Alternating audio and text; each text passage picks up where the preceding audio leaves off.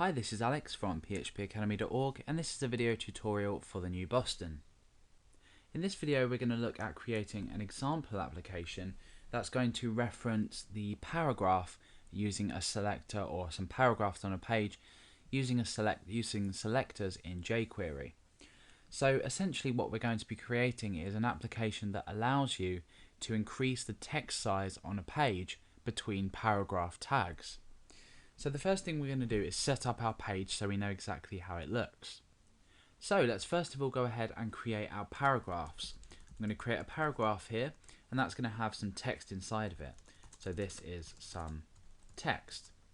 I'm then going to create another paragraph just below this. This is some more text. So now just up here we want to create some links that are going to allow us to click smaller or bigger in order to increase or decrease the font size of this text. So let's go ahead and create our links. So this one is going to be, well, we'll put a label here, so font size. This one is going to be smaller, and this one here is going to be bigger. So the link is going to be a hash because we're not actually linking to a page. We're using jQuery to handle when we click on these links, but we're going to give each one an ID. So the first one's going to be smaller, and this one is going to be bigger. So now what we can do is we can create event handlers for each of these links, and then actually perform an operation on the paragraphs on the page, i.e. increase their size using the bigger link or decrease their size using the smaller link. Let's just go over to our browser and take a look at our page. So this is how it looks at the moment. We've got a smaller link and a bigger link which we can click on, and then once we've finished the tutorial and actually created the jQuery functionality, these paragraphs will increase.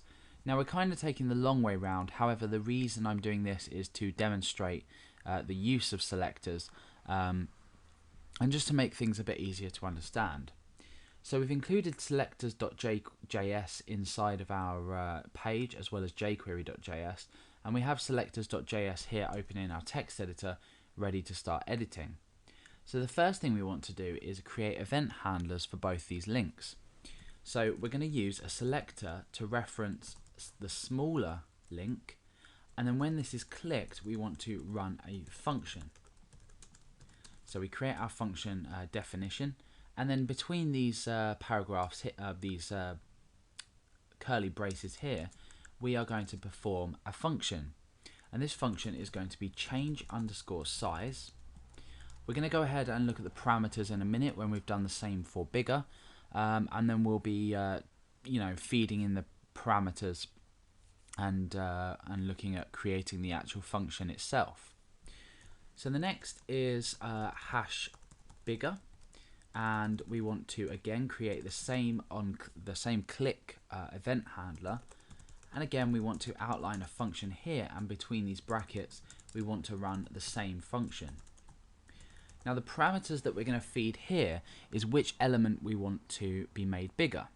Now for example, we could choose the element or an asterisk, or for all elements on the page, or we could just choose a specific element, and in this case we're just going to choose a specific element.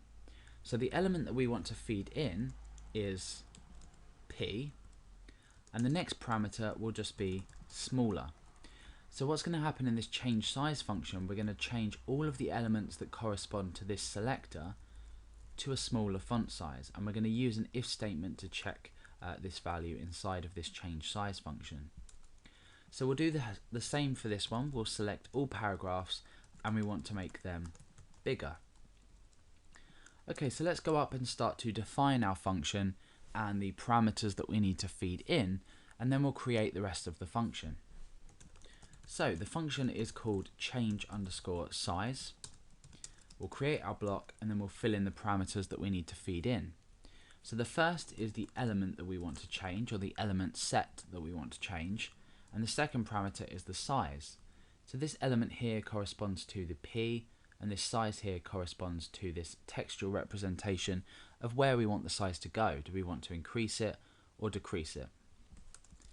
Okay, so inside of our function, we need to grab the current size of the text inside of these paragraphs. So there'll be a default text size for these paragraphs, which we can retrieve. So I'm going to create a variable called current, and that's going to be equal to